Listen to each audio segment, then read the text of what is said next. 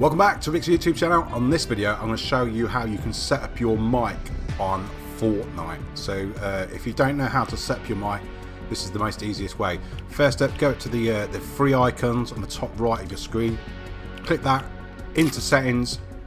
Once you're in settings, go to the sound option, and then you want to, if you want push to talk, so you press a specific button, switch that on.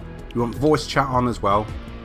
Input device, you want to choose whatever microphone's hooked up to your PC. So I've got the blue snowball, so that's it.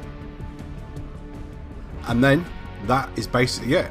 Press apply, so that'll save that. And then you want to go to your input settings, scroll right the way down to the bottom, and then you'll see push to talk there. So that's every time you want to talk or chat, you're going to press the Y button and talk into your mic, and then your friends will be able to hear that. Or you can change it as well. You can change that to whatever key you like. That's how you set up voice chat on Fortnite on the PC. Hope that helps someone out. Remember to give the video a like, subscribe, and I'll get back to you definitely with another Fortnite video. Thanks for watching.